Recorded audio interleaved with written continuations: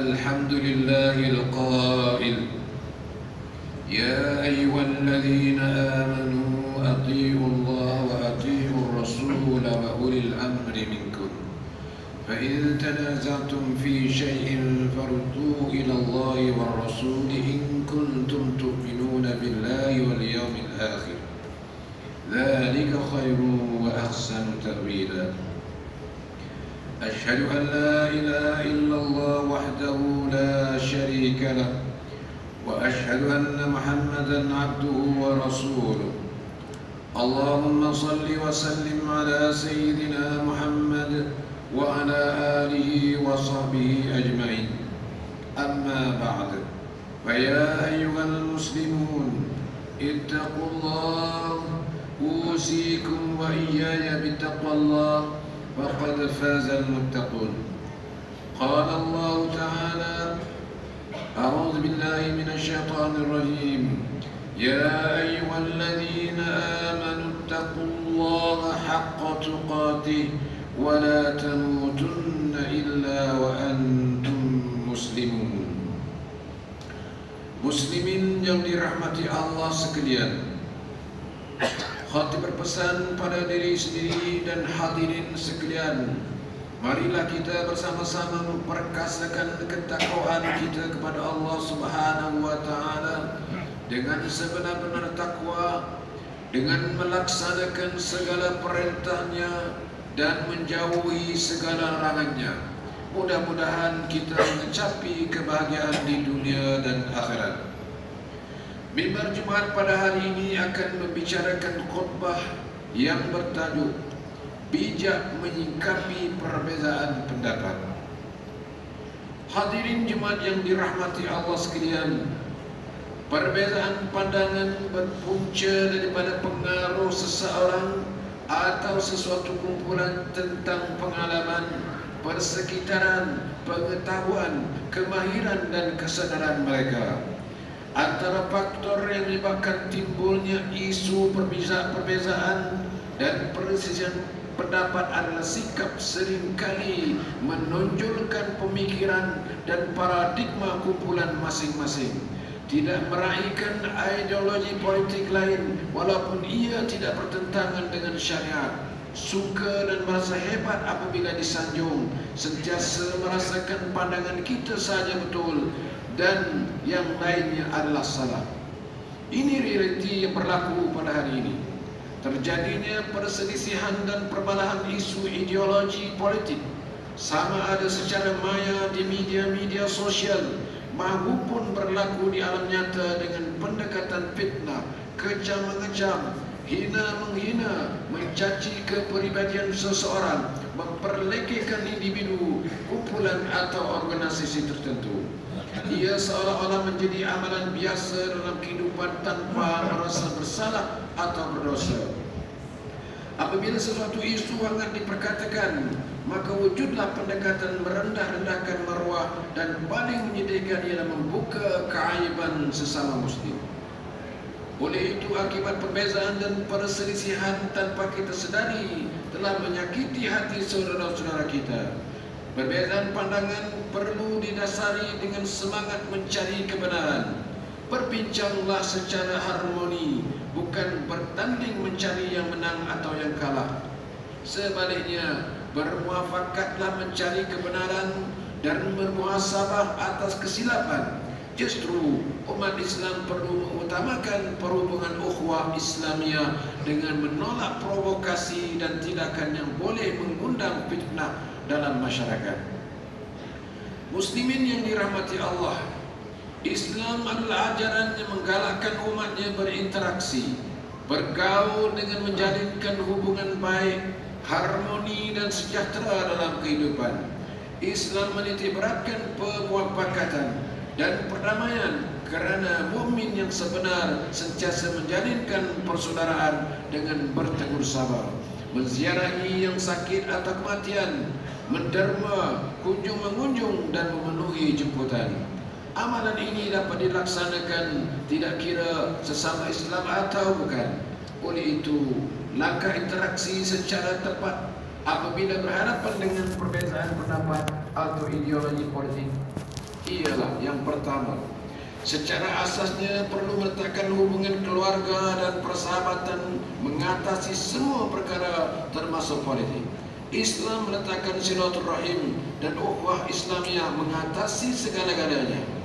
Kita perlu menjaga dan memelihara ikatan silaturahim agar tidak terjerumus kepada dosa yang lebih besar. Hadis daripada Abi Bakrah radhiyallahu anhu bahwa Rasulullah sallallahu alaihi wasallam bersabda, "Ma min dhanbin ajdaru an yu'ajjila Allah li sahibihi al-'uqubata fid dunya ma'a ma yudakhiru lahu fil akhirah min al-baghi wa qati'atir rahim." Sadaqa Rasulullah yang bermaksud, tidak ada dosa yang lebih layak dipercepat hukumannya di dunia dan apa yang dipersiapkan Allah baginya di akhirat daripada tindakan kezaliman dan memutuskan hubungan silaturahim. Hadis riwayat Tirmizi dan Ibnu Majah. Yang kedua, semaikan sifat berlapang dada dan suburkan rasa cinta sesama saudara Islam. Berlapang dada bermaksud bersabar, ikhlas dan reda menghadapi setiap ujian, khususnya ujian menempuh pelbagai kesulitan hidup.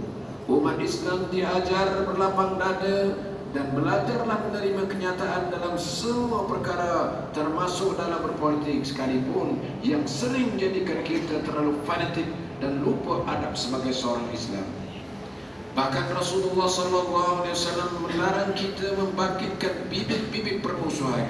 Ini kerana ia perkara sia-sia yang mengundang fitnah dan kebencian, bahkan perbuatan fitnah dikecam keras oleh Rasulullah SAW, seperti mana hadis yang diriwayatkan oleh Huzaifah radhiyallahu anhu yang bermaksud, tidak masuk surga orang-orang yang menyebarkan fitnah, yaitu pengadu domba. Riwayat Al-Bukhari dan Muslim. Ketiga, tidak kira ideologi mana yang didukung dan disokong, kita perlu terus bersatu sebagai rakan karib dan berkongsi harapan, impian dan tujuan yang sama untuk membangunkan negara. Ini kerana kestabilan dan keamanan negara perlu mempunyai persekitaran yang kondusif agar rakyat dapat hidup dengan aman dan sejahtera. Sekiranya negara berada dalam keadaan tidak stabil, maka akan muncul pihak dan musuh dari luar maupun dalaman yang akan mengambil peluang dan kesempatan dengan niat untuk mengganggu gugat perpaduan dan kestabilan negara. Lupakah kita yang Rasulullah SAW sangat cinta dan sayangkan negeri Mekah sebagai negara yang pernah didiaminya?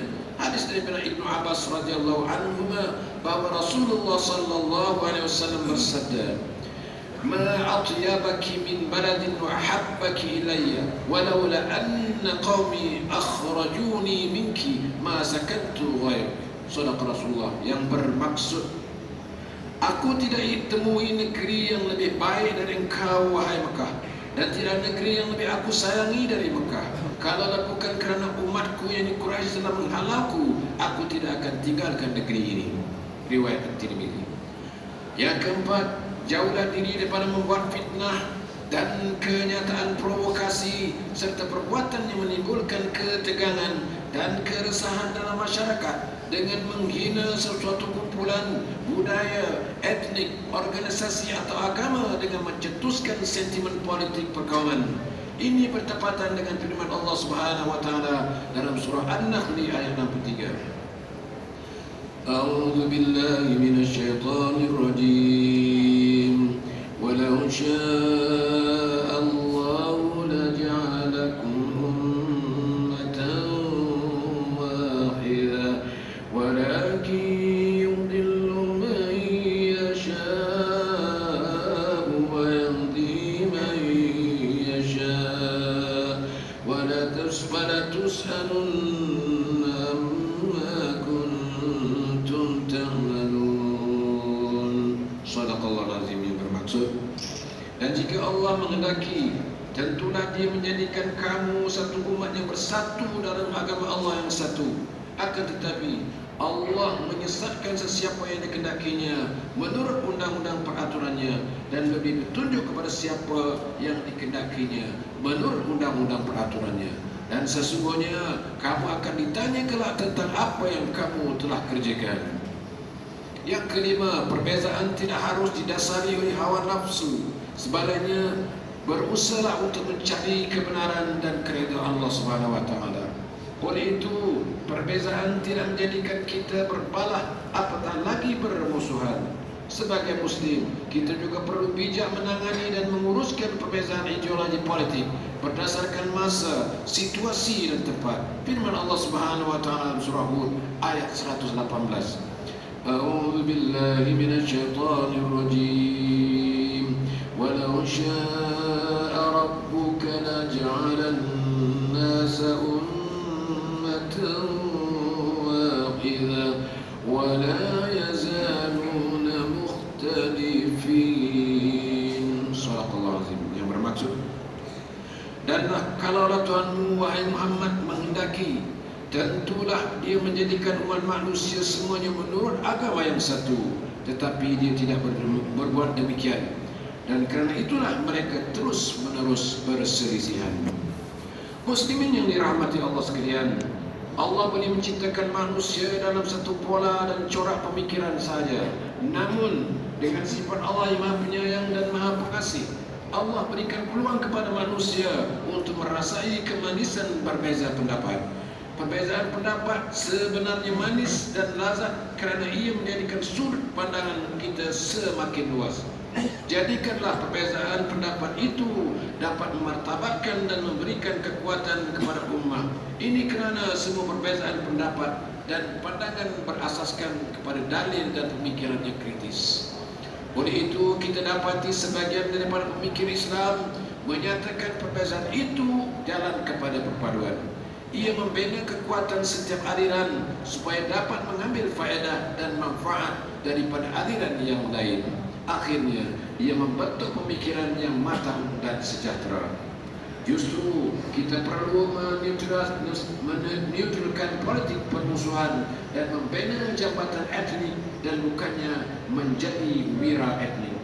Daripada Abu Umamah radhiyallahu anhu bahwa Rasulullah sallallahu alaihi wasallam bersabda yang bermaksud, sesiapa yang meninggalkan perbalahan sedangkan dia di pihak yang salah, nescaya diberikan untuknya sebuah rumah di sekitar syurga, dan siapa yang meninggalkan perbalahan sedang dia di pihak yang benar, nescaya diberikan baginya sebuah rumah di tengah syurga, dan siapa yang memperelokkan perangainya, nescaya diberikan baginya tempat yang paling tinggi di dalam syurga.